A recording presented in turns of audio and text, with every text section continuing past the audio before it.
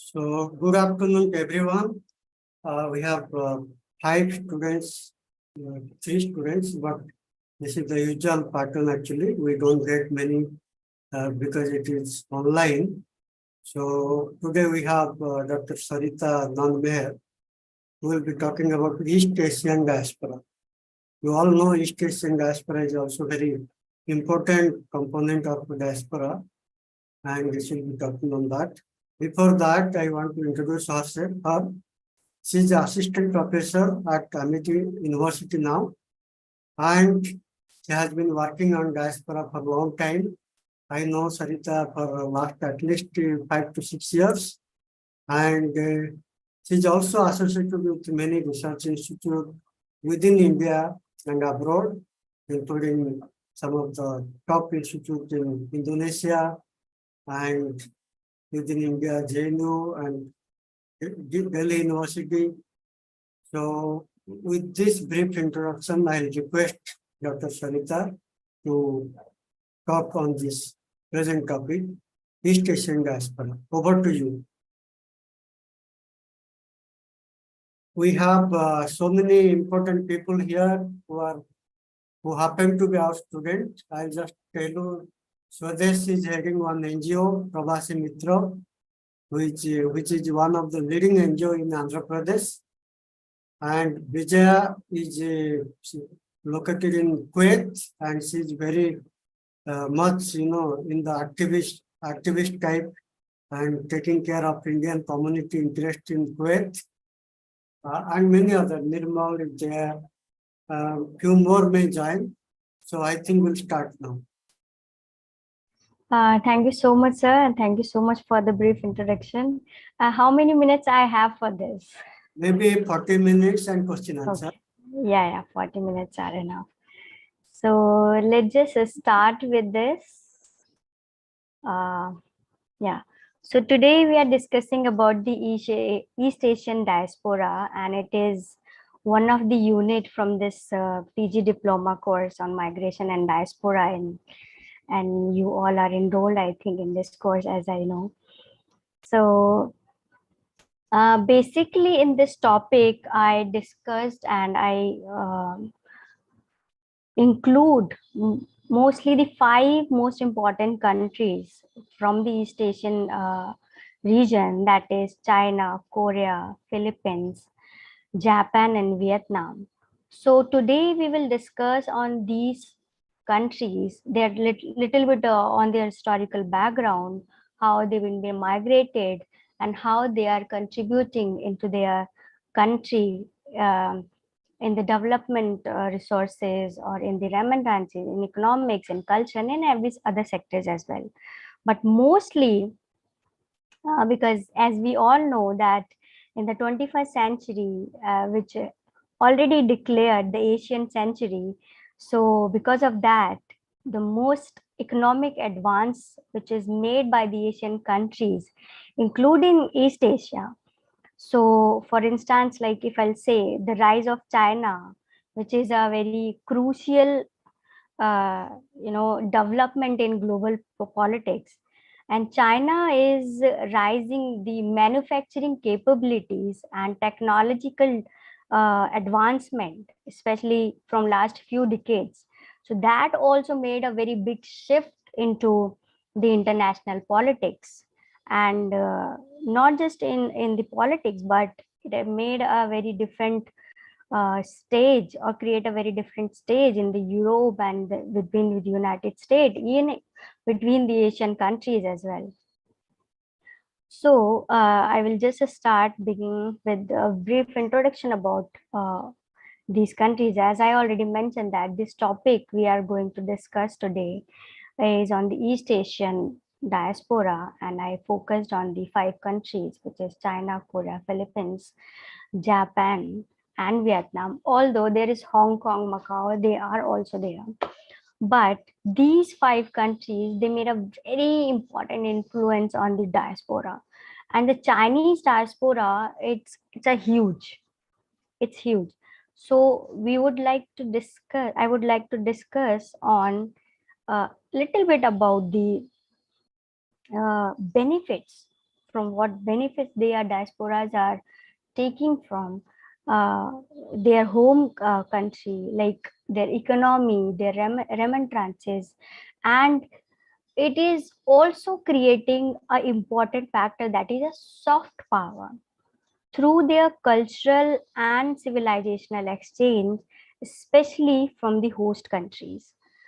Now, their presence, especially at the global platform, it's like in the United Nations, World Trade Organization, they are also very helpful and helping these countries to strengthen their presence, especially in the host countries and globally as well. So, uh, before going into that, these sub-regions is widely diverse in terms of culture, people, their ethnicity, their language, their food habits. We all know about the Korean food culture, their movies, their videos, and everything is like their pop music. It's very popular these days. So their lifestyles is also even shared on the world stage, and people are adopting even that way. But even that, the political setup is also very much influenced.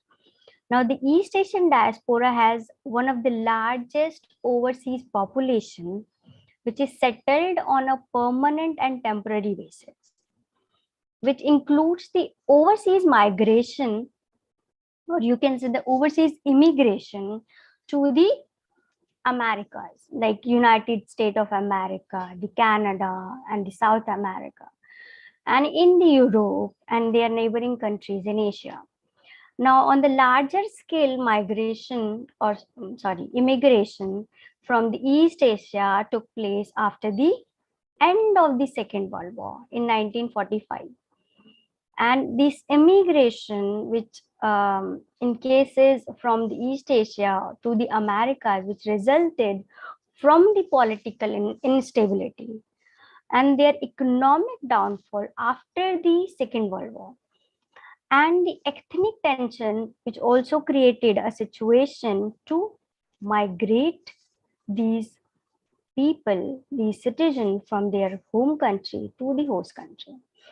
And now during the 1960s and 70s, the Vietnam War, which was resulted, especially a massive number of political refugees who sought political asylum in the United States of America, in Brazil, in Mexico, in Canada, Japan.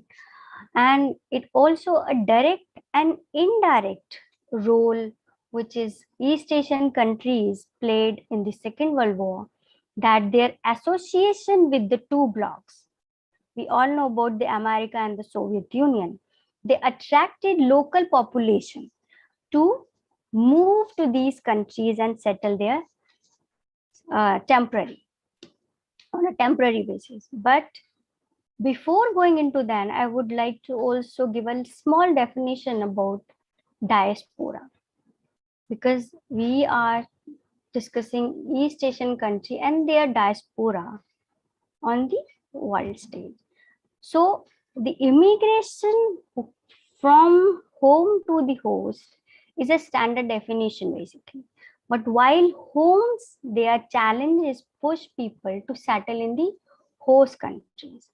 Now, these traditional values which create the intercultural or interracial societies in the host country. Now, this helps the diaspora to maintain that connection, especially on the social and cultural, religious, and marital values of their homeland. Now, the East Asian diaspora has built an overseas community. There is a rise of hybrid culture, which is very popular among the fourth and fifth generation of the diaspora communities, and the Asian diaspora has proved to be like a connectivity or like a network in providing these information, and they gain the financial opportunities in trade and investment.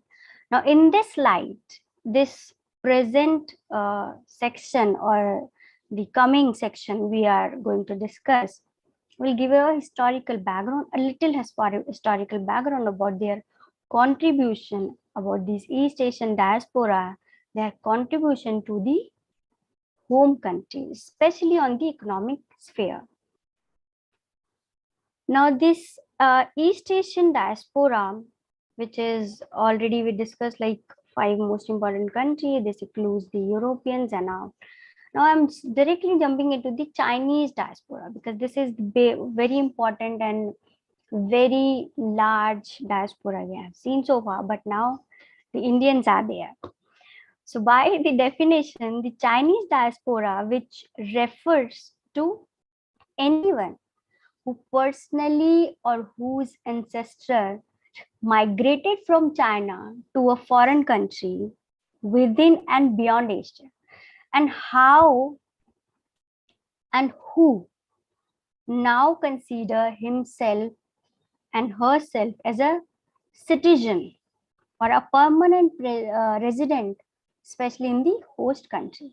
But these Chinese diaspora, they also known as a overseas Chinese, especially is the third largest diaspora now in the world level. And this number is already mentioned in the international migration stock, and you can check these facts on the United Nations document. And now keeping it very a little simplified way, these Chinese languages and the word which is coming for these Chinese diaspora, that is from Hakyu, that is a translated Chinese word from the origin from their ancestrally residing, which is who is living outside the mainland of China and Taiwan, Macau, and Hong Kong. So this word Hakkai, which is translated from that. Now these Chinese people of Han, you can say, these ethnic identity account almost 93% of the Chinese population, and they are also accounted for a largest ethnic group which is residing overseas from the China. Now, historically, these economic and religious factors have been the primary motivator for these Chinese people to go abroad. And the forced migration, especially on the basis of religion, like Buddhist pilgrims, there were the central and the southern and the eastern areas. That was a very good illustration of a forced migration in China. And in China, like economic changes, they're particularly in opening up the policy, which was begun in the 1970, they have resulted in the continuous growth. But this growth, which was resulted a significant change in many aspects of the society, that was labor flexibility, the privatization. This resulted the number of unemployment worker which was unable to absorbed by the internal market. But for instance, like rural urban migration, that wealth polarization, and this was resulting the expansion and the gap between the affluents and the poor, which are the critical variables, especially in the migration. Now, what the result they gave? They gave that the individual migrants to improve their quality of life, such as their social services, their infrastructure, their wealth, their health, and still they must continuously be absorbed into these new communities. But now in 2010, these Chinese diaspora estimated like 43 million Chinese, which were originated from origin people, like from 148 countries, And with the long tradition of immigration, the oversee the Chinese, which were those who were already settled mainly in the Asian countries, especially in East Asian countries. For example, like in Singapore. Now, before the Cultural Revolution in China in 1950s, the many Chinese population, they immigrated within Asia. Now, with the economic reforms in the 1970s, the Chinese people began to migrate to the North America, Europe, and Australia as well. Now, these industrial countries, they shorted the labor, and you must be hearing these days. Even it's too much into the news and into the social media that if you want to migrate, if you want to work in the abroad, so they always come with the news there is a shortage of labor. So the same thing was happened. There was a shortage of labor in those countries, and these Chinese people, they migrated themselves into the industrial countries, especially because of that shortage of labor. And especially the unskilled who been the unemployed or employed in the on the lower salaries, and these Chinese migrant readily filled such demand which rising from the needy countries or the countries who are open up to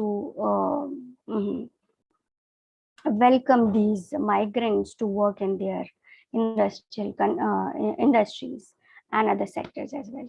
Now, these Chinese diaspora, they present the generation which is primarily engaged in the economic, information, and technology, especially in investment, and in the educational activities, especially in the host countries. And I can give you an example on that.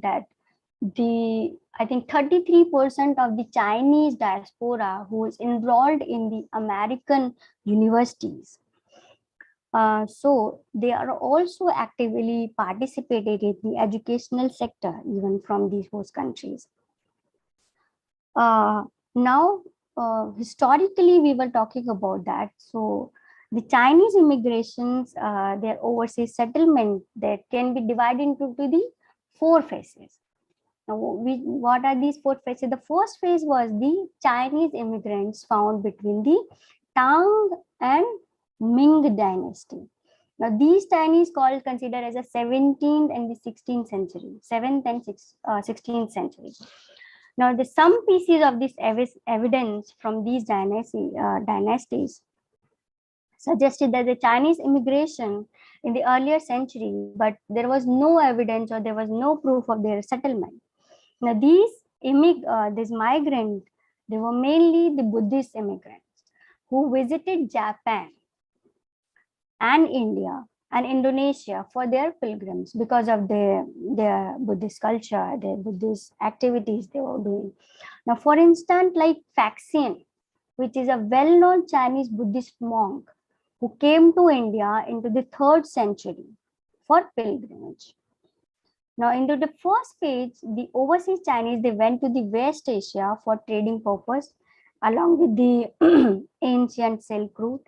And now coming to the second portion of that phase, that is the 17th and the 19th century, these Chinese traders, these were the artisans, they were the miners, they were the paid overseas visitors. They were primarily limited within the Asia, especially in the Philippines and the countries like Java, Sumatra, Thailand, Malay. And the third important phase was 1910 to 1960. That was considered as an industrial revolution, which played an essential role to migrate these Chinese immigrants, especially. Now, which in that, the Asia allowed the Chinese trade and the business community to expand its outreach on a global scale. And the latest destination, if you'll say, was the Australia, New Zealand, the South Pacific islands, even including Fiji, Hawaii, or you can Mauritius, Reunion. All of these are very small island. There is already a very dominated diaspora is working there, but still these were the examples. Even those who expand because of this industrial revolution to migrate these Chinese diaspora into these countries, especially now including the United States, the Canada, even the Mexico and Peru from these countries. Now come to the fourth phase, which was the, I think personally, I'll see that there was a globalization period, especially from the post 1960s. Yes, and this uh, globalization, not just due to the Asian people, even into the international world stage, people were migrating from here to there, and this consider as a globalization's umbrella, or you can see the global connectivity. And these new cities and centers, especially the developed societies, they become the new destination for these diasporas, especially United States, Canada, and Australia. And there was a very significant change even into the Chinese diaspora and their settlement into these countries.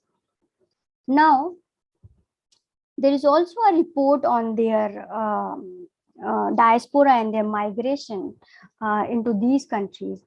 But there are top 4 destinations from these Chinese residing who are residing in overseas. That was including the Indonesia, Thailand, Malaysia, and the United States, especially in 2010. And they estimated at least 65% of the overseas Chinese, which is residing in these countries. Now, because that was a very small historical background about these, their immigration to the different countries, to the host countries. Now, what is the economic engagement from these Chinese diaspora they are contributing, especially? Now, these Chinese diaspora, they are contributing especially into the development of the Chinese economy, which is over the decade, the Chinese community, they residing have invested in China.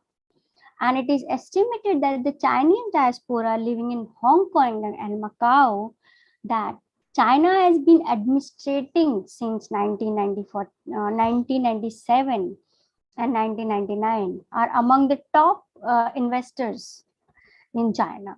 And these Chinese diaspora in Southeast Asian countries like Indonesia, Singapore, South Africa, Europe, USA, and other major investors, they become the home for the economy.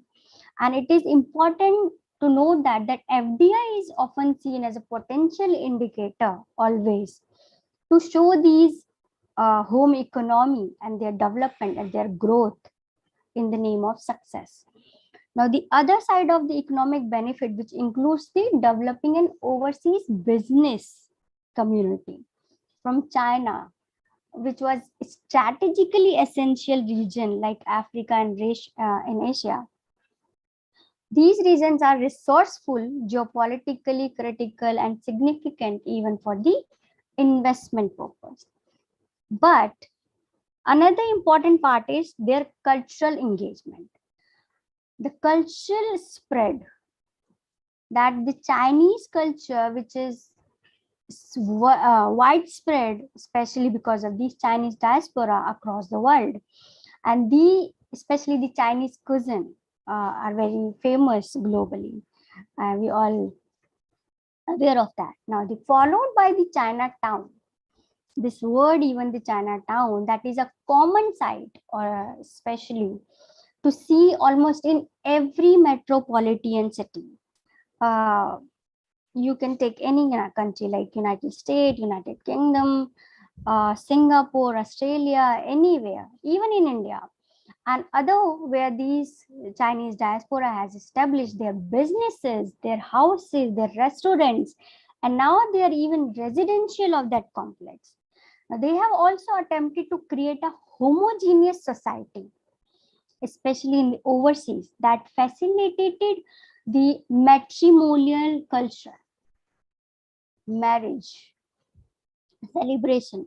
Now, the diaspora has also helped to put Chinese philosophy like Confucianism on the world map.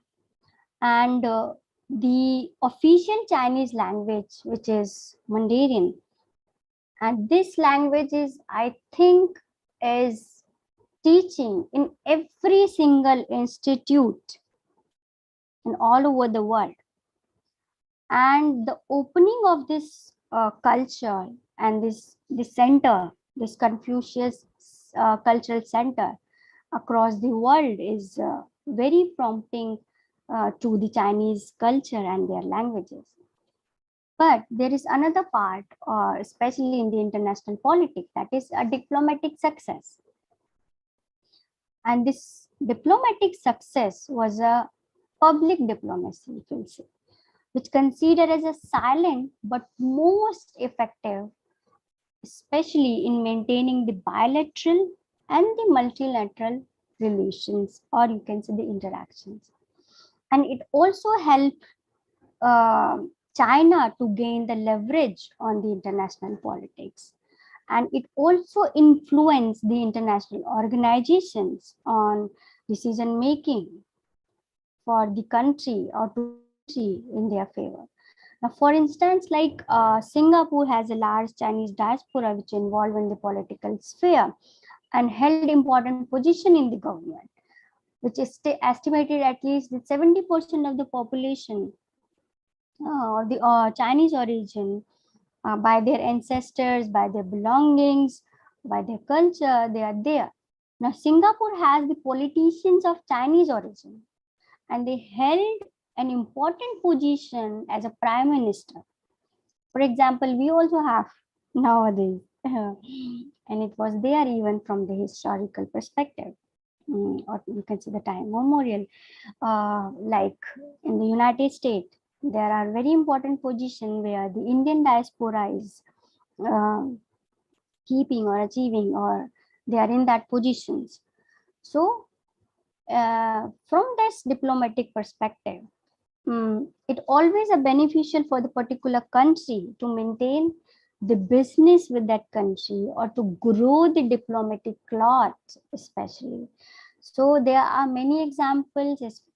If you'll take Indonesia, even for the example of keeping this diaspora or diplomatic success for the Chinese diaspora in this country is very high. If you'll visit one day to Indonesia, because I have experienced that the Chinese culture, their significance, their diaspora, their work culture, they are also there in the industrialization, in the food culture. They are too much dominated even nowadays. So quickly, because we have only 40 minutes and we have to discuss the 5 diasporas. So I am jumping onto the Korean diaspora now. The Korean diaspora is again the second most, I will say now, if in comparison to other diasporas, is very, very influential. And the Korean diaspora basically, although refers from the ethnic Koreans who have immigrated overseas and settled there on a very short and a long term of basis, that was you can say the economical or the for the educational purpose or for the political reason. But these Koreans has a very long history of war, especially this disintegration into the two Koreas, which now have like South Korea and North Korea. And after the World War II, that happened basically. And after the Korean War in 1953, this Korea was divided into these two nations. Now, meanwhile, what happened? The post-Korean War in 1953, the Korea divided into two nations, but the South Korea has been identified as Korea. Like since their partition, the political and the military environment between the two Koreas has been tense and wars like. But these wars like tension between them have contributed to the Koreans who were living overseas or migrated since 1950s. Now, however, the modern history of this Korean diaspora began with immigration to Japan in 1910. But the mass immigration from Korea to Central Asia and China in 1910 was caused by the forced annexation of an undivided Korea by Japan after the Russia-Japan War. Now, Korea was under the complete imperial rule of Japan for at least 35 years. And the rule ended with the surrender of Imperial Japan. And on August 1945, the surrender was announced after a series of warnings of the atomic bomb, which all you heard, Hiroshima and Nagasaki. So these Japanese cities on August 1945, they did that. Now, the Korea's liberation from Japan brought it under the trusteeship of the United States and the Soviet Union until the Korea would be ready to rule themselves or build their own administration, or you can say play the politics, especially in the international perspectives or international stage or international politics. So, what happened after that? The Korea, this resulted as the United Korea was divided in two different zones. Now, with its the partition, they have the 38 parallel line. That was the South Korea, which was occupied by the United States, and another part was controlled by the Soviet forces. Now, during the Japanese imperial rule, especially the Korea had Koreans, they migrated to Japan as a indentured labor, or you can say they employed as a laborers in the Japan by the government of Japan. Now, in the post-World War II, the immigrant Korea, they opted to stay back in their host country, especially those living in China and then Japan and other Central Asian countries. The war with the Japan and the partition of Korea, they led to personal and their personal safety and their job securities. So these migrants, they become a natural choice. This immigration become a natural choice for them, for the people of Korea. Now, what happened after that? The US came as a new act. The US came with a act which was USA Immigration Act in 1965 to benefit these South Korean people to seek the asylum or to immigrate from that country and to work in in their particular country. But on the other hand, Korea also introduced new policies that helped the Koreans move to the United States. And it increased the immigration and the diaspora settlement to the United States that was very much visible in 1975 and 90s.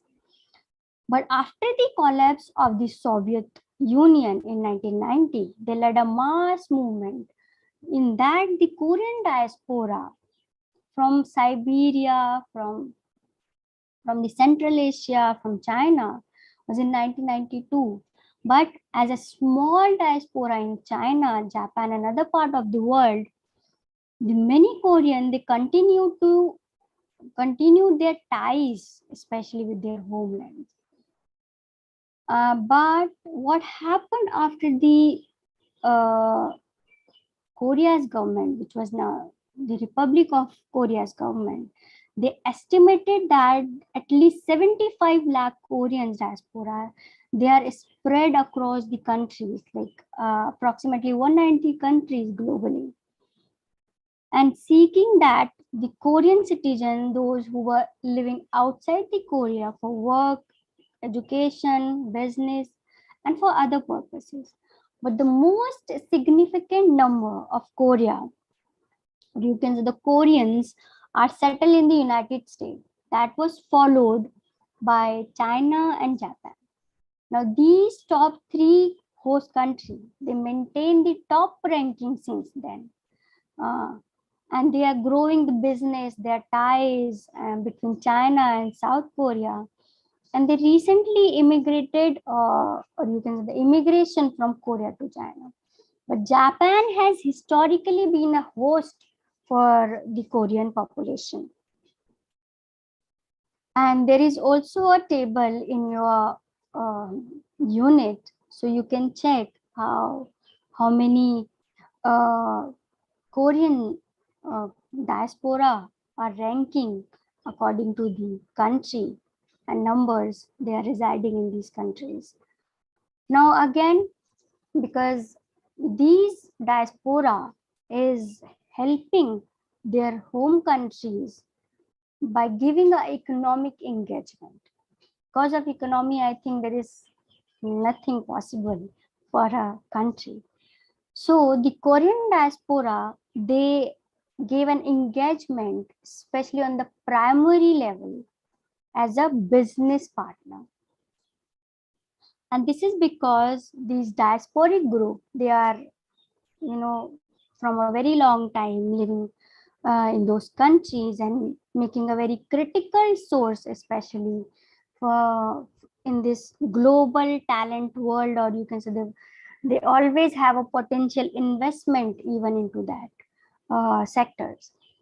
So in fact, the Korean government uses its abroad population to improve the country's economy. And now statistics, they alone shows that the Republic of Korea traded more with the countries and more significant ethnic Korean population. Especially the international initiative, which was taken by the World Korean Economic Conventions and Overseas Korean Trade Associations to foster these linkages and businesses and their networks, which is possibilities between Korea and their diasporas. Now in 2017, there are like more than 600 Koreans, small and the medium-sized businesses. They inked the agreement with the Korean new entrepreneurs, especially those who are living in abroad, to boost the country's economy. Now later, if you'll, because I don't know how much time I left, so I'm jumping onto the cultural perspective of this Korean diaspora. Especially in recent years, the Korean culture that has received a global welcome. In countries like USA, China, Japan, Canada, Vietnam, Russia, Indonesia, these Korean diaspora established the Korean cultural centers even. And these centers work as a facilitator of promoting their food, their music, their languages, and their art into the host countries especially. Now, since the Buddhist teachings also a historical affiliation, historical concept even for the migration. Now, the Buddhist teaching also practiced deeply, that was influenced into the Korean culture, and it has become a more secular in that way. That was followed by the Buddhist and non-Buddhist as well. The popular Korean dance even, the imu, jingzomyu, these kind of musics even, pansuri is very much popular these days, and the K-pop. So these also created a house structure even, which is like commonly that is found in the Korean localities, but now it is here in the host countries as well. Korean, they has also begun to witness the cross-cultural bond. The cross-cultural bonds in the advanced societies like the United States, and where the Korean Americans, they live in the sync with the other, or you can see the link with each other. Now come on to the another part, another country which is very much influenced by the diasporic in East Asia, that is Filipino. Although there is very little historical background, there very little research is happened on the Filipino diaspora. So whatever I will just share with all of you, like keeping the history of the Filipino, because I didn't find out that much what happened into the Filipino diaspora people and what are their cultural influence in there. So the Filipino diaspora, their history that is begin from the colonial period, especially the Philippines, those were between the Philippines and Spain in the 16th century, and a country that was taken under the United States control. After the 5 long years of Spanish-American War in 1898 to 1902, and that resulted Spanish forces that lost the United States that took the control on the Philippines. But during the Spanish colonization, the local population immigrated from Philippines to Spain, Mexico, and other part of the Southeast Asia, especially Indonesia. The rule of the United States, especially in the Filipino, they controlled most of the population, and they also contributed in a sense, especially to the local population, to immigrated from Philippines to Spain and Mexico and other part of the South Asian countries. Now the rule of the United States, yes, the rule that was created by the United States at that time, the Philippines led an outlawed, or you can say a flow of immigrants to the United States. But within the decades, at least more than 98,000 Philippines, they migrated, especially in the US. They increased their number and their professional numbers, especially in these countries. And now the Filipino diaspora from the 1990s, that was a very important period because there was a sudden decline of Philippines population. The Filipino diaspora in 1990, they counted like at 2 million, and in last 3 decades it has reached like 5.4 million in 2020. But as a result, many people, those who opted to move abroad for employment, for education, for their business purposes, for marriages, or for any such reason, the Philippines, they have seen a sharp decline in their population growth. So in countries of 94 billion people, the government has a record fall in a population growth due to an increasing outward of migration or outward of migration. So in 1919, the Philippines population growth rate was only 2.5% of the total population. And even in 2019, now the growth rate even declined by 1.3%.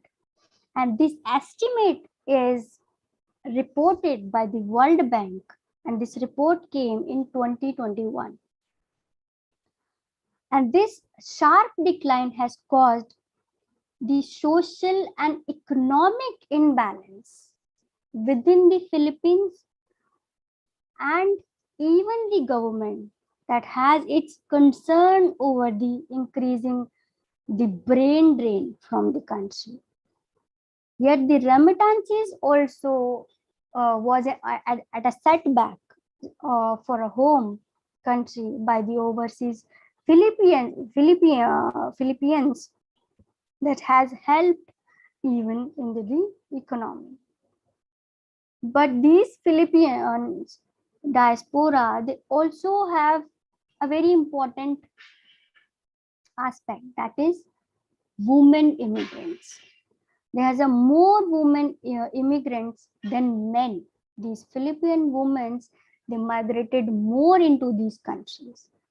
The Commission of the Filipino Overseas in 2019, they reported the sex ratio of the immigrant population that shooted like 10.7 for women in comparison to men. So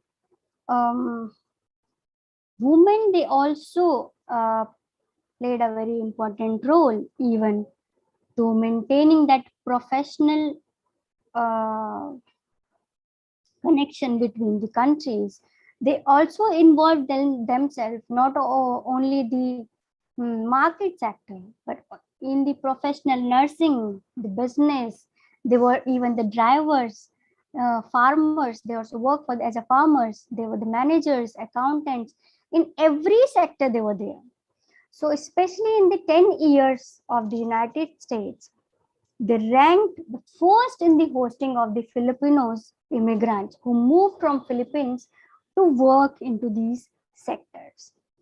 Now, their economic contribution was also very much important for Philippine government, because World Bank report came in 2018, and they estimated that 34 billion USD, which is ranked globally after India and China and Mexico even, as a remittances receiving country.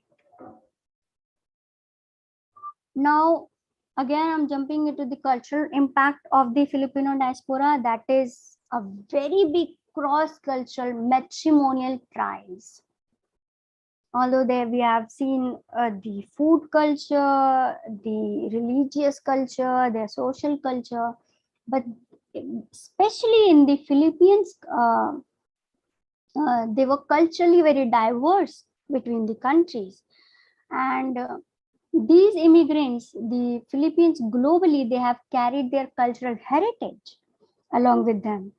And the cross-cultural matrimonial ties, especially in the United States, Canada, and other European countries, they have given a rise to the various hybrid culture, especially for the third and the fourth generation of the Philippines. And now this community, they has been trying to retain their homogeneous culture or the customs or their beliefs and their practices into the host country. And these Philippines are also very much fond of their music, their language, including the Spanish, their English language, and their own indigenous language. They also have a varied from like dance activities, the tinkling. This tinkling dance is also, performed several times in the Bollywood movies as well. So this religion wise as well, because they always carry their culture, their customs. This religion of the Philippines, that was a Christianity in majority, which was accounting at least 80%, which was followed by Islam, like 10%, and other culture as a 9%. But the Christmas, which we all know that It's celebrated in all over the world, and Christmas is the most significant celebration for Philippines, especially across the world. Now we have another diaspora, as I mentioned. There are, so how much time I left? Around total 5-6 minutes. 5 to 6 minutes. So okay, I will directly, okay. Let me just talk about little bit on the Japanese diaspora, because Japanese diaspora, they also have a very rich history about the diaspora and their cultural beliefs and how they migrated. But there is a very specific name for that is Nikkei. They consider as a Nikkei people. Nikkei that was borrowed from the Japanese, referring to the people of Japanese ancestors. And I was just listening very important lecture, and in that even this word Nikkei was used, and somebody will ask about that thing, like what is this? So it's like a tie. It's like a tie between the people of Japan, whether they coming from the Japanese ancestries or they are just living in the overseas with the new generation, like fourth generation, the fifth generation. But this term which often used broadly that describes the citizens, those living in abroad, like a local citizen. Now, historically, Japan always been in a trade. The Japanese trader were the first known group of people who traveled overseas in the 18th century. Now, there is also a period, that period is Meiji period in 1868 to 1912. And Japan government also promoted this, the immigration of unskilled labor to the United States and the Hawaii especially. And these laborers, they migrated to nearby countries. As a result, many Japanese, they were settled in the Americas, including Brazil, Cuba, Canada, Mexico, and other part of the world as well. Now, because we have very less time, so what is the economic contribution of these Nikkei people, or you can say the Japanese diaspora worldwide?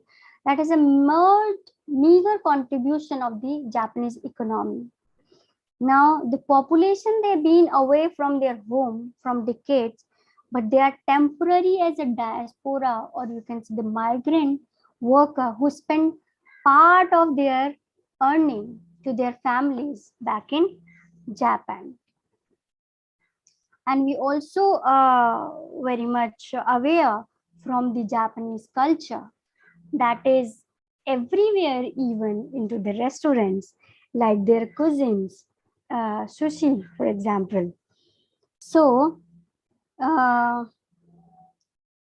the Vietnamese diaspora, they basically referred as a Viet Cui. And this definition of Viet Cui, especially from the local Vietnamese language that was translated by a traveler, those who are living in the overseas, unlike China, Japan, Vietnam, they does not have a long history of overseas immigration. But since Vietnam was a French colony for a long time, these two countries have a long history of migration as well. Now, Vietnam also resulted immigration from a dramatical change after a fall of a Saigon. Now, this Saigon, I think they're the migrants, they're coming from the well-educated, very rich families, those who were established the enterprises and the population enclaves like Orange Country, San Joe's, Seattle, the Hustons. In these, especially, even the host country, they have a specific area there where they live. And initially, there were limits of Vietnamese refugees, those who are entering to the United States, and there was a tension even very much high that many saw them as a reminders of Vietnamese war, which was very much terrible at that time. But as a result of the refugee suffering, the United States lifted the prohibition of the Refugee Act of 1980s and the immigration of Vietnamese, which rose dramatically and embracing the people of the socio-economic classes. Now, in the as a victory of these wars and these policy changes, their contribution to the economy, these Vietnamese diaspora who's contributed to the home country, especially into the in 2020. The overseas Vietnamese, they invested at least 362 projects, even in foreign direct investment from the 27 countries. And these numbers and these reports are already referenced and given into the unit. So the total investment so far has been counted as a $1.6 billion from these projects. And from like these diaspora who were giving the remittances or sending the remittances to the countries from to the Middle Eastern countries, to the Asian countries, they were also not very far. Okay. Now, what is the cultural contribution the Vietnamese diaspora gave? That is a very mixed East Asian culture. It has a reflection of Chinese culture as well, and it also have a culture of Korean. But its culture that is originated from the very ancient age, and its diaspora that was located in various countries in Europe, America, but with a very hybrid culture. And they also made a route to Vietnam. And this, what was that? There were the English culture, there was French culture, there was Spanish culture, the Chinese, Japanese, their languages and people, those who came into those countries. So they left the identity of their own culture, or especially onto the Vietnamese. Now, these Vietnamese diaspora, they are carrying the same culture into the host country, and they are contributing and keeping that same mixed culture in the host country as well. Now, to conclude this, sir, I'll just take 2 more minutes to conclude this. Now, this East Asian diaspora also seen a very big downfall. The downfall, which was like comparison to the contribution of development of home to the host economies, but this downfall comes for an example that Japanese and the Philippines diaspora, they has led to a shortage of human resources even into the home countries. Now today, even Japan has the most significant number, like 20% of the population, which is above the age of 65 years.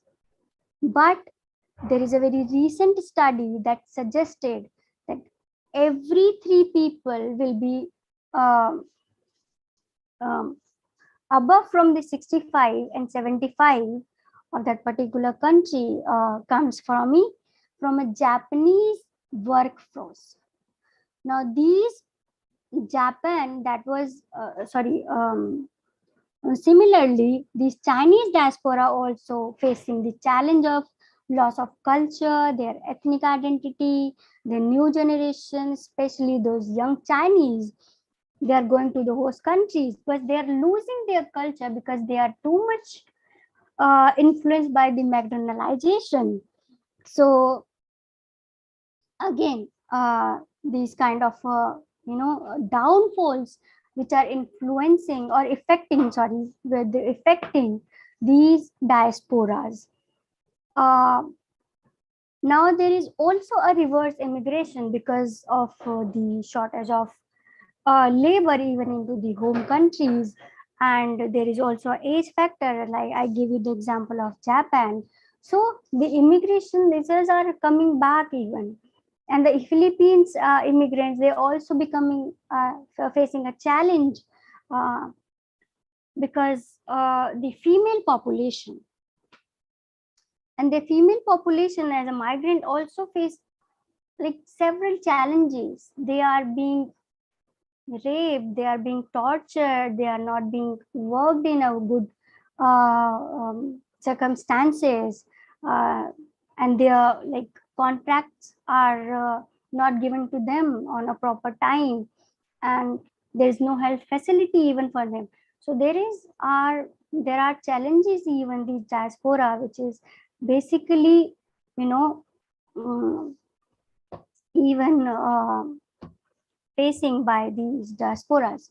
So now, similarly, we can say, although these countries, these diasporas, they are helping their host countries in developing their economy, their remittances, their industries, their industrial ties, but they are also facing challenges when where their lack of policy, where the government should work on that to help and to maintain these diasporas into the host countries.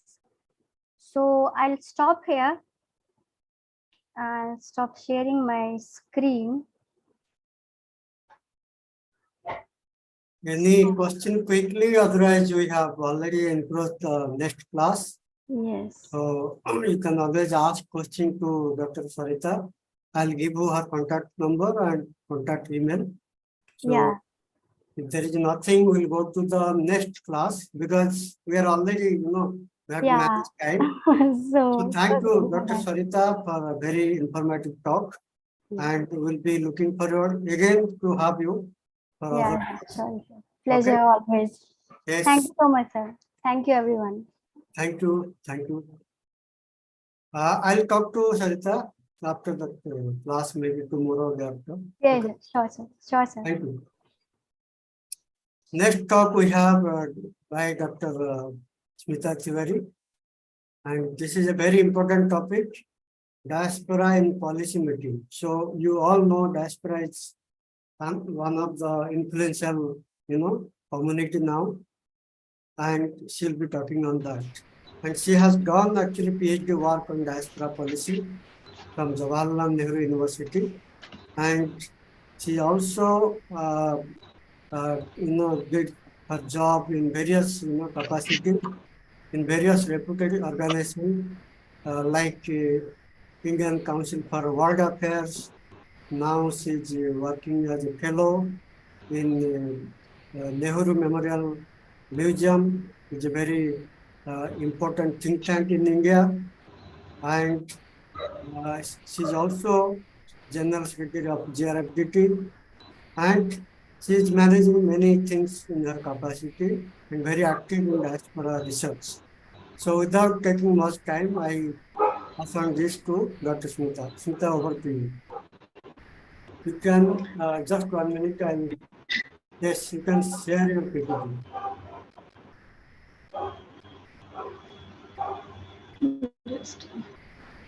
Thank you, Dr. Sahu, for this kind introduction. Just a second, I'm sharing my screen. Yes. Is it visible? Yes, visible. Uh, You have around maybe 30 to 35 minutes with that because, people are, already they spend 1 hour, they may be impatient. So maybe 35 minutes will be okay. I'll try my best. Okay. Thank you very much to the organizers for giving me this opportunity and coming to this platform and engaging with the students. This is a pleasure for me. Coming to the topic, my topic is diaspora influences in policy making, which is MDI2, Block 2, Transnationalism and Politics of Citizenship. So, starting with diaspora influence in foreign policy making, we know and understand that diaspora has already become an essential component at global level and influencing or acting as an intermediary between nation and the globe, between one countries and at international level. And looking at their growing importance, even many policymakers of many countries are getting interested to engage them. They are already trying to adjust their policies. They are trying to alter and coming up with certain mechanism to engage with them. So it is already a significant topic. If we look that around 20 years ago, two decades ago, if I may say so, diaspora and migration studies were almost a marginalized studies. It was not considered as a mainstream, but at present times, at least, we see that it is already multidisciplinary subject, and several research are being done from different angles, and it has come out as an mainstream subject, as an important subject. It has become an important feature of non-traditional security issues like migration, diaspora, climate change, and it all. It has covered the center stage. So starting with my learning objectives of this presentation, I hope I would be able to do justice and would make you understand diaspora and foreign policy, the theoretical understanding, and after that we will look at concept, classification and migration of Indian diaspora, where we look at the phases briefly. Then we will have look on diaspora policy, historical overview, how it started and how things developed till so far. And then India's new diaspora policy, what were the objectives behind it and principles. And then we'll look at the various dimensions of the policy. So let's start with the diaspora and foreign policy, theoretical understanding. That definition, in terms of definition, I will not go to various definitions. It has already been defined differently, variously through various people. I'll just pick up certain which may be relevant to the presentation today. For William Safran, the term diaspora comes out of a specific historical experience. It referred initially to the exile of Jews from their historic homeland and their dispersion throughout many lands, signifying as well as oppression and moral degradation implied by the dispersion. Safran also maintains that this diaspora is the segment of population who are living outside their homeland. And then Cohen is also there, who has agreed with the definition given by Safran and also added certain categories like victim diaspora, labor diaspora, imperial and cultural diaspora. So basically what I mean to make you understand is that this classical definition usually involves a collective trauma. When we define diaspora in classical terms, there is a pain, there is a memory, nostalgia, and an imagination of a homeland and a desire or a belief that one day they will return to their homeland. So these are the very typical specific feature of a classical diaspora. But when we come to present times, we see that diaspora is no longer a sign of crisis. It has emerged to be a positive concept. As I just now discussed, that it started with a crisis. Usually earlier diaspora was not voluntary, started with unwillingness, starting with unwillingness. They were forced. It was a push factor that compelled them to leave one set of environment setup and enter to the another setup. So but now, over a period of time, even during the colonial time, we see that diaspora was not that voluntary. They were picked up and they were taken to various plantations, and their movement from one place to another place was due to either civil war started in their home country, or certain kind of pandemic or natural crisis emerged, and because of that they had to move from one place to another place. So but today we see that diaspora has evolved a lot, and it has become a positive concept. People are migrating voluntarily, for the betterment of their life, and uh, they are choosing it, they are willing to do it for multiple reasons, they, for a higher education, for quality of life, whatever the reason may be. But now their migration is more voluntary. Eisenstein defines migration as a physical transition of an individual or group from one society to another. This transition usually involves abandoning one social setting and entering another and a different one. So we will look into the concept of diaspora and home. You know that home is always central to the concept of diaspora. Home is very, very crucial. But you know, one thing I would just like to mention here, that any migrant community does not automatically be called as diaspora. Because migration is a bigger umbrella term which includes various sub-terms like refugee, exile, undocumented migrants, irregular migrants, or business migrants, short-term migrants. There are several sub-themes within this migration. But to be called as diaspora, it requires little more than just being a migrant. It requires a strong willingness to look back to your country of origin and cultivate a tie. If you have migrated from one place to another and you are not looking back to your country of origin and you are just happy at the place you have moved to, you may not be called as a diaspora. But to be called as diaspora, you have to look back. You have to cultivate certain ties, and this strong loyalty and allegiance towards a country of origin makes diaspora different from other migrant groups. And why this is important for today, because this looking back and connecting with your root creates a kind of transition, it creates a kind of link which gradually become a transnational link, which we will further look. So I was talking that home, which is a central concept in diaspora, it is not a static term. Home is not a static term. It is as dynamic as diaspora itself. But home signifies different meaning to different group of people. For some people, home means identity, belongingness. It gives them strength. But for some other group of people, home, particularly those people who have been forcefully removed from one place and they have compelled to settle down on some other place, home is like memory. For them, it is a nostalgia, a feeling, a desire that they want to return back when everything get normalized. For certain other groups, home is like a unifying factor. Just by being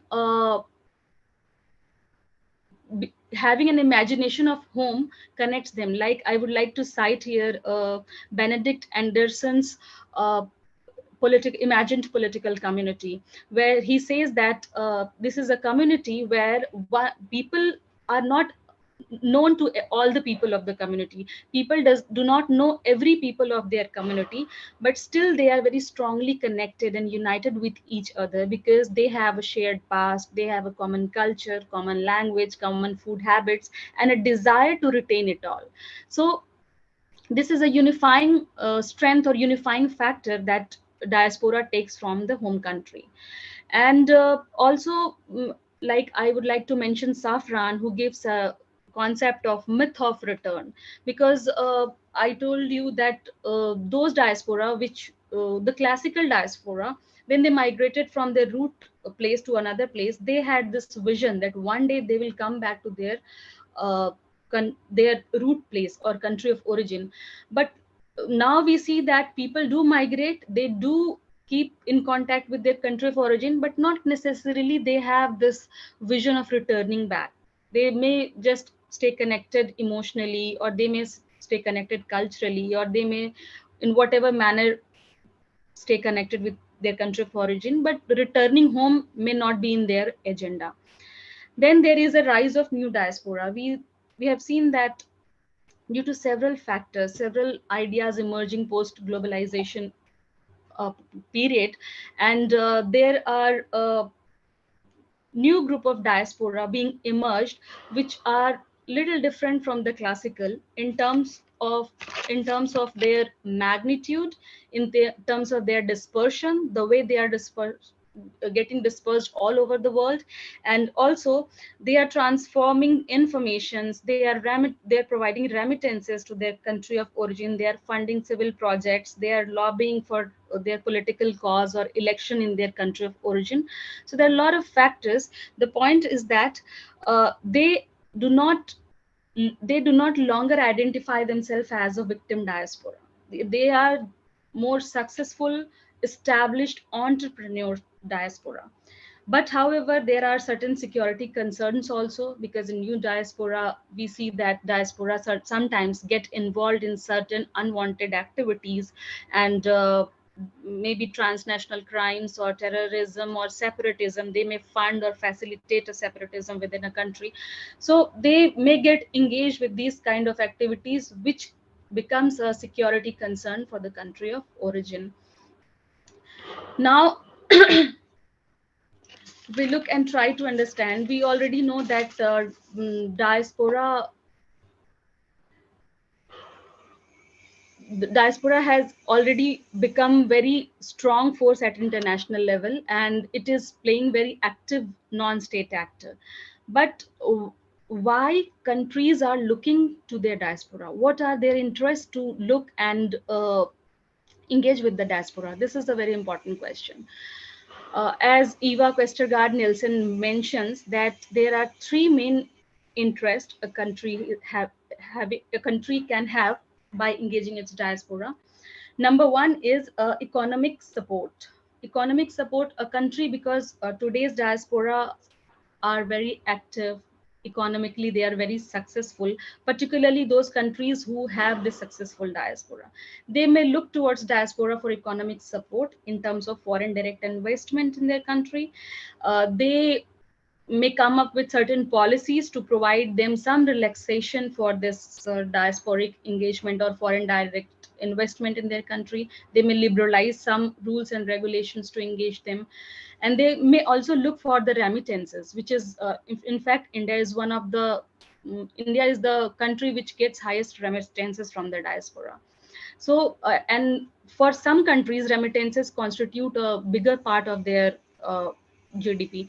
So it is the economic support is one of the important reason why do country look to their diaspora. Then comes the political support. Why the country look and want to engage to their diaspora, because a country of origin wants a diaspora support in case of there are some international dispute. If country is having some international dispute, they would look towards its diaspora to provide some kind of support, or maybe channelize or generate opinion in their country of settlement in support of that dispute. However, it depends on the size of diaspora. If the size of diaspora really magnitude and matters, and they are uh, in a capacity where they can influence their country of settlement, and they can engage in some kind of lobbying, the country of origin definitely look for their political support. Then they would also like to engage with them to cultivate positive ties with their country of settlement, like we saw in the case of India-US civil nuclear deal, where Indian diaspora played a very active and very supportive role for India, and they did all the lobbying, and because of that, the civil nuclear deal could become a possibility. So that is also one of the important aspects. Then creating a public opinion, because diaspora is a transnational network, and it is not only staying in one country but spread in many more countries, and they have their own diasporic network, which is outside border of their country of origin. So country of origin look towards them to have that kind of political support from their entire diasporic network on a particular subject.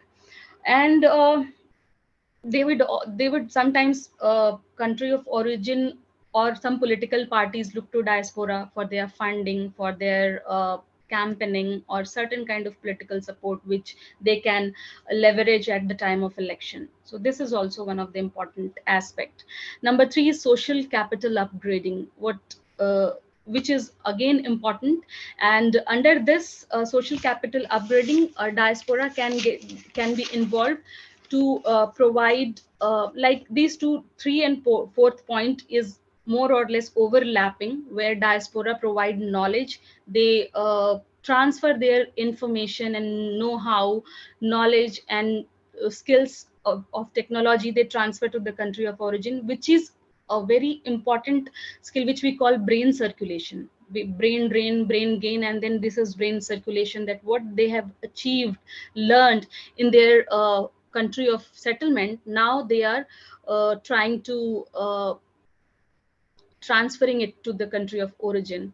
So that is also one of the important. And then philanthropy, of course, which diaspora does at multiple level. Many times they do it to their home state, or the place where they are born and the place where they have received education, or sometimes they do on the cost basis if they want to do philanthropy for girls child, or for education, or for certain areas, wherever medical, wherever they are interested in. So diaspora philanthropy is also one of the important area which can help the weakest link within a country of origin. So definitely there are strong reasons for a country to look towards its diaspora, provided the diaspora is successful, skilled, and in a capacity where it can channelize its influencing power. Then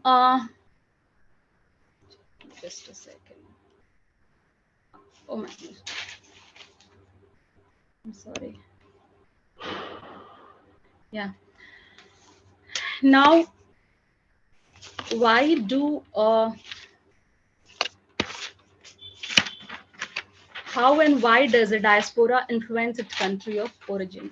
This is also a very important aspect to understand policy, that why and how diaspora affect its country of origin. So there are certain diasporic interest in country of origin, which is economic, political, and socio-cultural. But before that, diaspora have to have that willingness to practically engaged with the country of diaspora, because they have certain kind of connection, emotional, cultural, or whatever. But to if they have strong will, they will be engaged in, they think that any policy within their country of origin may influence their other members of their family. So they want to stay engaged and stay connected with the development of that policy, and in any possible way, if they can contribute, they would definitely like to contribute. Secondly, if diaspora have greater stake in future foreign policy formulation, that how a country's foreign policy is growing up, if diaspora has a strong stake in that, diaspora definitely would like to stay connected and stay involved in those stages of foreign policy formulation, and they will definitely try to lobby at whichever level or position they can be. Then if they believe and consider that some policy is going to be detrimental to them, some policy may harm them at their country of settlement, or they may harm their kins and their loved ones within the country, they will definitely take interest in political policy making. But besides this, they will also be interested in economic rules and regulations, because they would definitely like to expand their business, they would like to make investment in their country of origin, they would like to do many other socio-cultural activities uh, where they can get engaged, like they can because when diaspora moves from their country of origin, one of the challenge for them is to retain their culture, to stay socially embedded in their social group, social structure. So for that purposes, they can organize several functions, the cultural festivals, they can come to their country of origin or take part, or they can organize it at their place, and just for the sake or for the order to retain the culture in its maximum purity form. So that's how they take interest. And further, we'll look at the diasporic activity. In terms, see, diaspora, we know that diaspora is not monolithic group. It is very diverse, many a times very, very diverse, as Indian diaspora is. So their activity is also very different. Sometimes diasporic groups are very active, very vocal about their rights, about the political developments in their country of origin or their country of settlement. Sometimes they are passive and may not be as active, but then in certain conditions they show activeness. Then there is a silent diaspora. To understand this, I think we should look at this graph, where active members also become sometimes passive when they are interjected into international relations by not their own will, because sometimes they are forced into some situation where they may not become or show their activeness, but they become active uh, and influence foreign policy of their country of origin and settlement by their own willingness. But passive members, they remain usually passive, but when they are called up by the members of active leadership, they will show their activeness.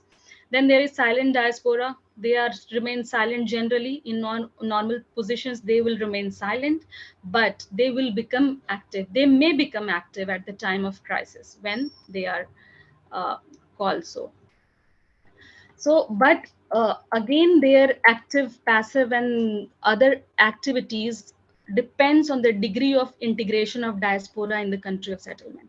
This is one of the very important aspect. If the diaspora is not well integrated in their host country, they will definitely be more involved and active about their country of origins, political development or economic or socio-cultural, whatever, because they have this perception that they may or may not continue with in future, because they feel themselves insecure. So at one place they want this they seek that security from their country of origin.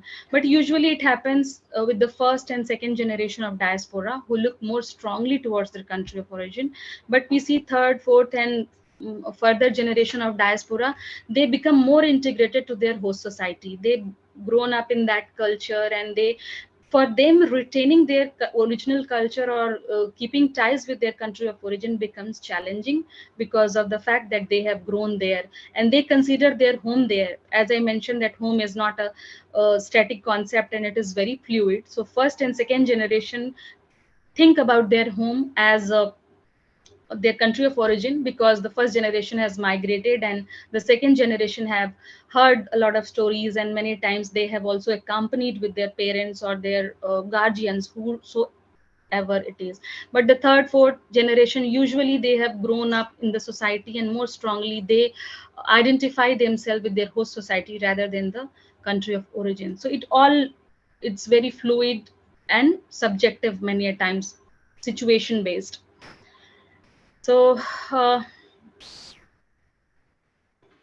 now I'll talk about Indian diaspora. This is just a pie chart from source from Ministry of External Affairs, which shows that out of 32 million diaspora present in 210 countries, 58% of the diaspora is PIO, people of Indian origin, and 42% of them is not NRIs, non-resident Indians.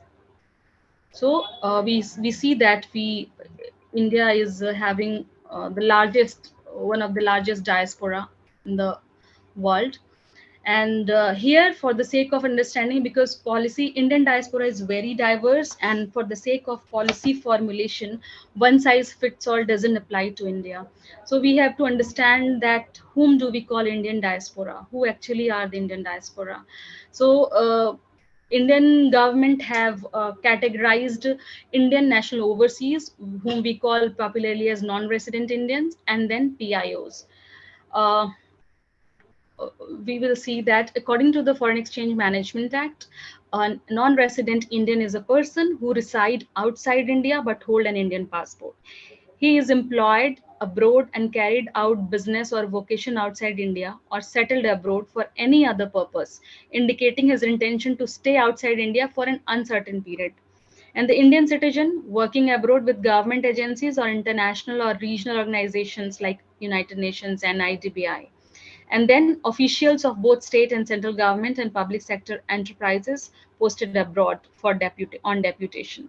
So holding an Indian passport is an important aspect for being categorized as NRIs, non-resident Indian. They are Indian, they are holding Indian passport, but they are physically present in some other countries. So they are still Indian. But then the other category is which we call persons of Indian origin.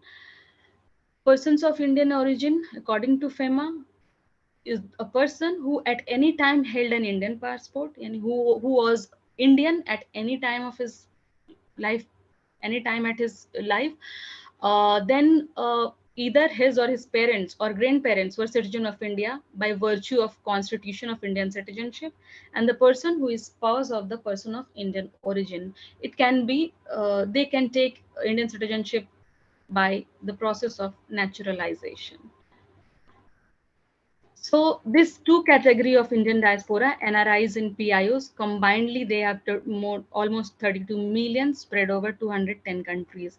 And this is popularly called that the sun never sets on Indian diaspora, because they are so much spread all over the world that somewhere or the other, it is always morning or daytime. Then Indian migration phases and pattern. I will not go for the sake of time into too much detail. We know that broadly we categorized Indian migration into three phases, that is ancient, colonial, and post-colonial period. Ancient is not very relevant here, so I'm just skipping it. Colonial period, we know that migration took place under Britishers to the various plantations and various destinations from Fiji to Suriname, Gaya, Mauritius, and all these places where they took Indians to get them involved in their work. Then we have post-colonial immigration. After when India got independence, we saw the another phase of migration. It was different from the previous one because this is the migration which was more voluntary, which was based on the pull factor. Because earlier migration, I'm not talking about ancient. In ancient times, there were willing migration for the purpose of study or travel, but mainly colonial time, they were a kind of push factor.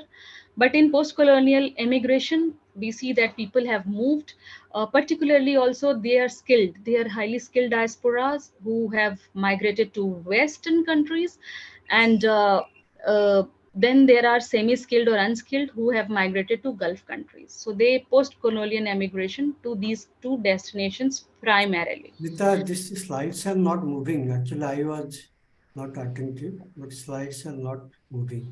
Is it moving now? Can you see? You have to actually reshare again, maybe. Okay, just a second. Now it is moving. Now it is moving. I should share my slide, no? Uh-huh. Just a second.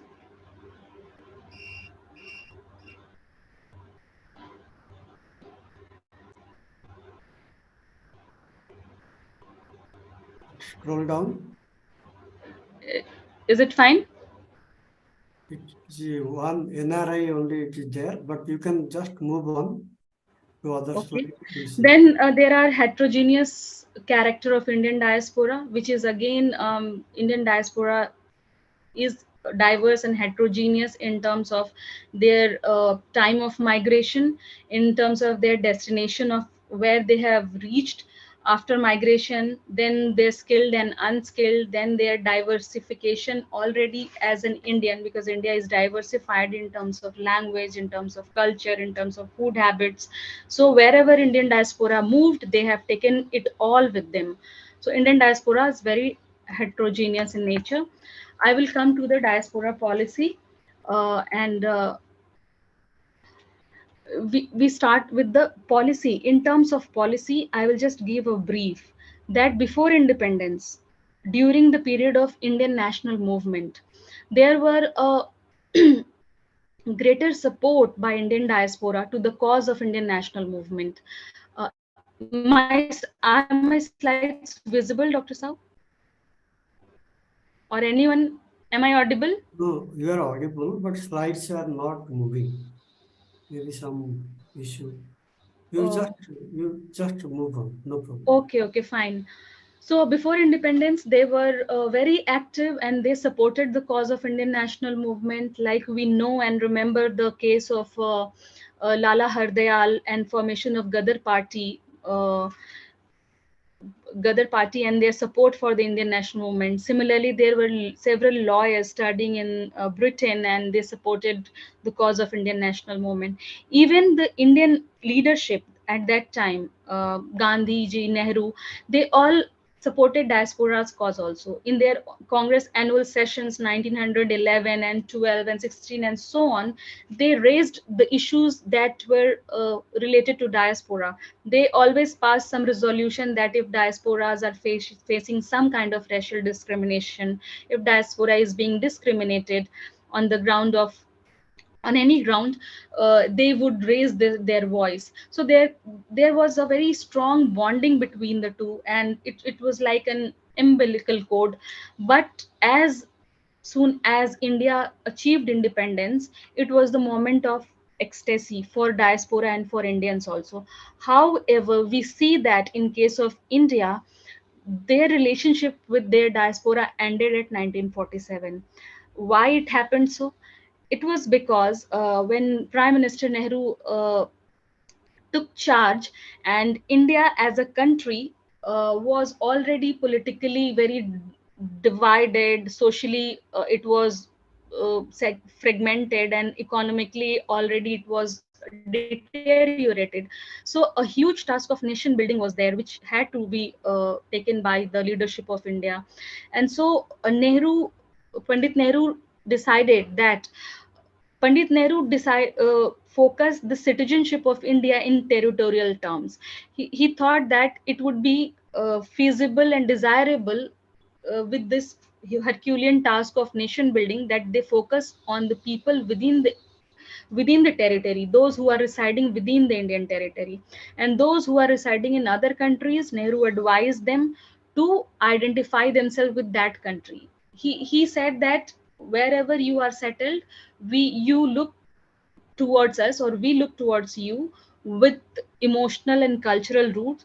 But uh, any involvement in that country would be like interference in internal matter of a country. And Pandit Nehru, because he was a champion of anti-colonial, anti empire impartial imperialism, so he did not supported that idea that taking cause of diaspora and involving them in the our for policy making.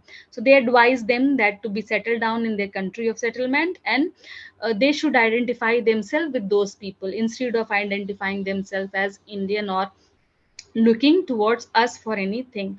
So this policy was called as policy of abandonment of Indian diaspora. This policy, it has its own justification. Whether it was right or wrong, it is another point of debate, which may take another time. But this policy of abandonment was started because India got engaged in its nation building task, and also Pandit Nehru supported the cause of anti-colonial as a concept, and stop and not supporting the idea of interference into another country's internal matter. And he considered diaspora as an internal matter of another country. So Indian overseas face several crises during those period of time. We know that Uganda, Kenya, South Africa, Fiji, or Ceylon, Burma, there many places Indian faced discrimination. They were thrown out, like Idi Amin in Uganda. It was believed that Indians are taking all jobs of blacks in African countries. They faced persecution. Mm, they were compelled to leave the place. However, they looked to India and they asked for some help, but India's position was that it can only broadly provide, like in the broader umbrella of anti-imperialism or anti-colonialism, it can raise its voice, but not particularly for the cause of diaspora. Like in case if we see that in Sri Lanka also, when the Ceylonese came with the Sinhalese citizenship law, where according to that law, many Indian Tamils who had settled in Sri Lanka were going to be de they were just going out of the orbit of citizenship. However, India just did not provide that relief, and Indian leadership were in talk with the Sri Lankan leadership. However, nothing fruitful could come out. In Burma, same thing happened, and India's response was little lukewarm, not very strong in support of diaspora. However, I see that with the liberalization of Indian economy, uh, in 1991, India's economy got liberalized due to several factors, which is already known. And that time it was believed that Indian diaspora can be a factor. They can involve in uplifting the Indian economy, and then several bonds were made available, and it was sold to diaspora community, and they came literally to help India. But at that time, if we try to understand, 1991 was a different time from 1947, because 1947 India started building itself, and there was lack of direction, there was lack of where and how to start, where to move. But till 1991 India was fairly stabilized, particularly in comparison to other South Asian countries where democracy could not even take off as a governing module. Many of them went through this uh, army coup and another militia intervention in this democratic environment. But in case of India, at least Indians sustained this democratic structure until 1991. It definitely deteriorated in terms of economy, but other international, there were also changes in international environment. There was 1991 was end of Cold War, and the two hostile countries now their position became not completely redundant, but it was not as active as it used to be in Cold War period. Also, the process of globalization started with a fast pace and trying to spread its wings as ever as possible. So there were certain changes at the international level. There were certain changes within Indian within Indian economy, and besides that, also the profile of Indian diaspora changed. The profile raised from victim to entrepreneur. Earlier, the diaspora which looked towards India always for help, always for some kind of support. Now that diaspora have become successful, skilled and entrepreneur, and somewhere politically active also in their country of settlement. So all these collectively give an impetus to the government of India to think in terms of involving diaspora. And also because of some colonial mindset, earlier it was believed during this first phase where diaspora was abandoned, that since they have moved outside country, they are not loyal. It was just a colonial mindset that it was believed that they have left their motherland, they are living a lavish life in very luxury in foreign countries, so they are not loyal to the country. So it was also a reason why they were not involved, not at policy level but at societal level. But till 1991 this concept was also getting shedding gradually, and now their success, their achievements, their raised profile, their political, their capacity to influence policy, it all collectively compel the Indian policy makers as well as India as a society to look towards diaspora. And so in 1991, NDA 1 and UPA 1 and 2 till 2014, there are several new steps and new initiatives were taken to involve diaspora into India's growth story. Couple of them initiatives taken by the government of India: Constitution of LM Singhvi Committee, which was aimed at mapping the Indian diaspora, number one, because before that the size of Indian diaspora, where, how much, where, and which category, it was not known that specifically. But LM Singhvi committee did a wonderful job by at least mapping the numbers of diaspora. So at least we have some knowledge that how much population India we have in which country, and they came up with the recommendation, the basis that how to involve them, creation of a Ministry of Overseas Indian Affairs, and then celebration of Pravasi Bharati Divas (PBD) was an important milestone to engage them, to celebrate their success, and to engage them in India's development. And then OCI scheme, Overseas Citizenship of India. Earlier in 1999, PIO card was provided to the persons of Indian origin, which already provided them a lot of facilities, as they can stay till 15 years without visa. I mean, they do not need to renew the visa. They have some relaxations in the tax and tax benefits. But then they come with the OCI because of the demand for dual citizenship.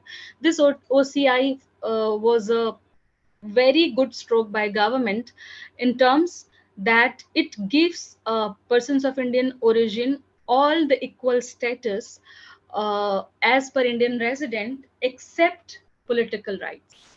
That means OCI is economic rights plus social rights minus political rights. So here they have all these benefits what an Indian is having. They can buy any land, any property, except the agricultural land and uh, uh, but they have all the social rights. They can do whatever they like. They have a lifelong visa. They do not need to apply for visa. Whenever they can come, they can go. There is no time limit. But then they are barred from taking active political role. They cannot contest election. They cannot vote in an election. But indirectly, definitely, they do lobbying, they do funding, and it all. But active participation, active political participation, government consciously did not allow, because Indian political system, Indian political culture itself is a very complex phenomena. And then probably the government was not willing to introduce or engage a more complexity to it. Then there is diaspora knowledge network for diaspora population to get connected and know about each other. It is a sort of brain circulation initiative. Know India program, specifically aimed to the population who are second, third, and fourth generation. Then there are scholarships, various scholarships program for diaspora children to come India, to know India, stay here, and then continue their study.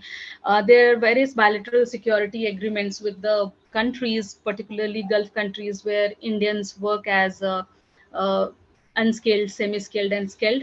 So there are a lot of agreements. Then there were MOUs with Doordarshan and ICCR to spread awareness and to spread the government policies to these population, diaspora population.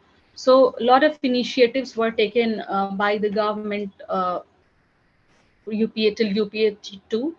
Then under Modi government, this diaspora policy got a further boost, in terms of what was the difference is that the concept of diaspora got deterritorial. The concept of citizenship or nationalism got deterritorialized. Earlier, those living within the Indian territory were considered Indian nationals, and but now even those who identify themselves as Indian, who have spirit of Indianness, who look to the country of origin and wants to stay connected, they all become a greater national they become a part of Indian national. Here we need to understand that state and nations are two different things. Where for state, territory is important. For nation, it goes even beyond territory. So the concept of diaspora got deterritorialized, and we saw that several other initiatives in terms of business and cultural engagement started under Modi government. And then responses to during the crisis, various evacuation programs.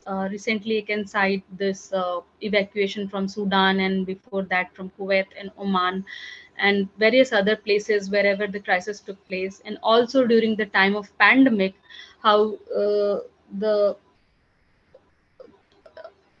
initiatives were taken to support diaspora was specifically, it shows that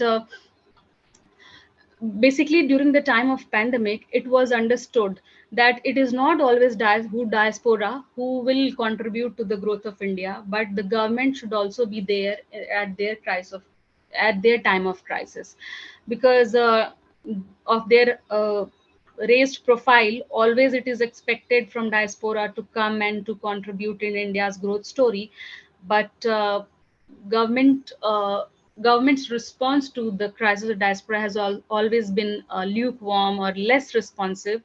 But during all this pandemic and crisis period, we witnessed that uh, initiatives have been made by government, though not adequate. However, some start has been done. Then diaspora is looked as a soft power and strategic asset. We know that diaspora is a soft power. Soft power is a very important concept in international relation, where it is opposite of hard power like war, gun, or economy. It is a soft power which touches the culture, which influences the people's lifestyle, like food or the cinema or the culture or the religion. So India's soft power, it is not that India's soft power was not there earlier, but the focus has dramatically shifted on soft power. Like Buddhism, India is the origin place of Buddhism, and it has spread in many Southeast Asian countries. So it is being focused and now channelized, and now it is being shown as to create a connect with Southeast Asia. The soft power is being used. Then Indian cinema, the Indian literature, the Indian food. There are many things which are being highlighted to through diaspora to make India visible, uh, to get connected with the other part of the world, to expand the network of its network. And then strategic asset, diaspora is also a strategic asset, particularly those diaspora who is successful, who can come and bail out in the time of crisis its country. But definitely on the opposite of it, there are diaspora who are considered as liability, who may not contribute to your growth or success, but who may look towards you to their crisis, who may look towards you to bail them out, to support them, to provide some kind of assistance to them in their time of crisis. But if the point is that if government only look towards strategic diaspora or successful diaspora and ignore this uh, uh, liability diaspora, they may get alienated. They may not retain their feeling of Indianness for, because of this reason. So Sarita, my power will be off now, so you conclude whenever. yeah, just 2 minutes, Dr. Sahu, 2 to 3 minutes. Okay, So okay. I'm just giving you that diaspora participation is focused on numerous collaborative projects and programs. I'll just show you this Indian policy for diaspora engagement. I have here it is listed out some actions and then status of Indian policy, how flexible laws are there in terms of citizenship. Since India does not allow dual citizenship, it has provided overseas citizenship in India, which is not exactly equivalent to dual citizenship, but some provision of it they are getting in terms of benefit. Political rights and privileges NRIs are getting, and um, then property rights, then incentives to tax and portable benefits. These are the things which I have listed out, and I'm not going to read it all for the sake of time. So as a factor, diaspora as a factor in foreign policy making, there are some points that I have listed out by Milton J. Isman. Uh, how diaspora tries to attempt influence countries' foreign policy, and they may seek their home government protection. They support their strategic and economic objectives, and they may contribute the homeland growth story. There are several aspects of diaspora being a factor in the foreign policy. And then challenges of diaspora engagement. Definitely engaging diaspora community is not an easy task. There are a lot of things, several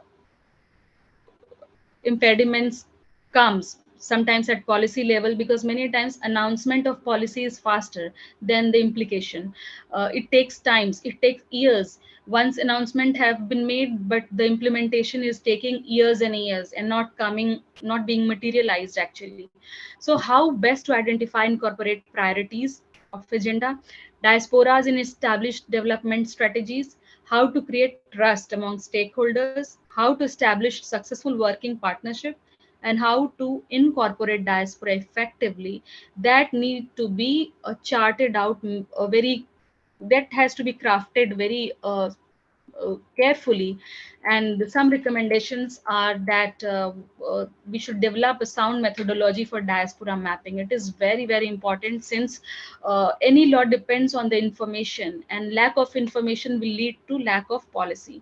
So diaspora mapping is extremely important.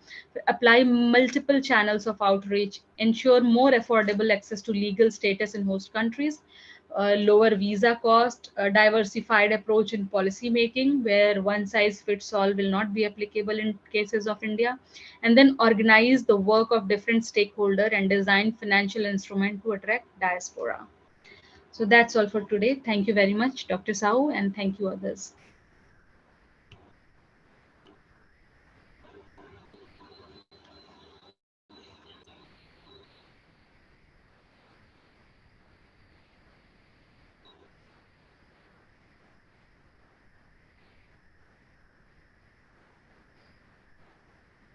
Dr. Sau's, it seems that Dr. Sau's is he has got a power off. So on behalf of him, I would like to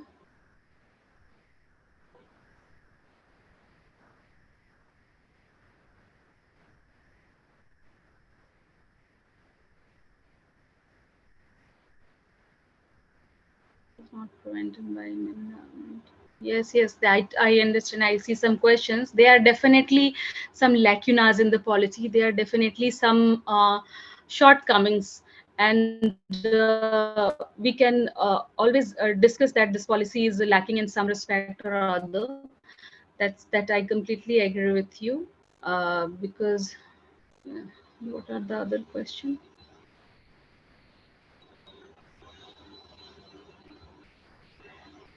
Thank you very much. I would like to thank on behalf of Dr. Sahu, since his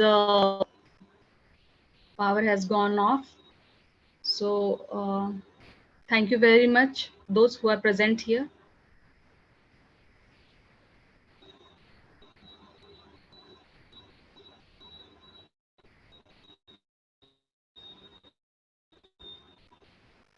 That's true. That's true. Access justice mechanism not to migrant workers. In fact, migrants are such a vulnerable within a country. The migrants who are within their country, within their land, within their people, with their people, they are not getting justice.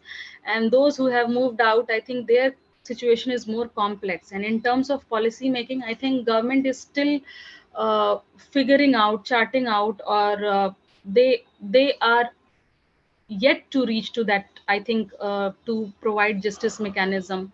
And also justice is like, which context justice we are talking about. There are a lot of things that can fall in this category. Like if they, like during the time of pandemic, when they came back home and they did not get their salary there, they did not get money, this is also injustice. But then how to figure out which legal agency to reach out to solve these problems, I think these are very uh, these are the tasks that has to be done very strong crafting of laws, and also identifying the mechanism, identifying the institution to whom, with whom to engage. Wage theft issues, yes, you rightly mentioned it, which was very prevalent within the country also. It is not only that who are coming from Gulf and other countries. Within the country also, we saw that those who migrated from Delhi and Mumbai and other big cities, they suffered this wage theft. So just it is difficult situation, and definitely government should think of them and come up with certain substantive in this regard. I completely agree with you.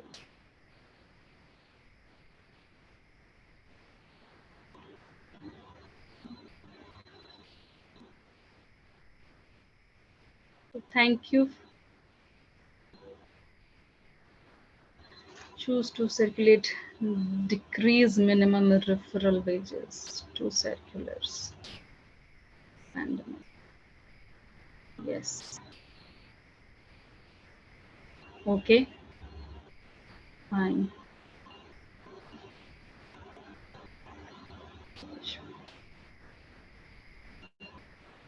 Thank you very much, Swadeshji, for your observation. And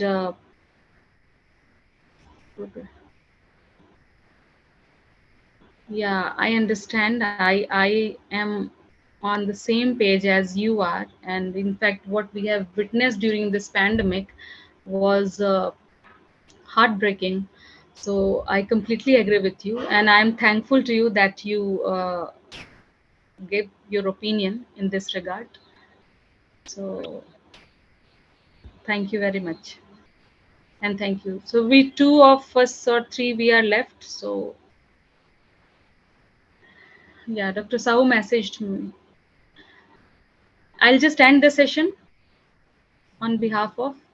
Okay, ma'am. Thank you.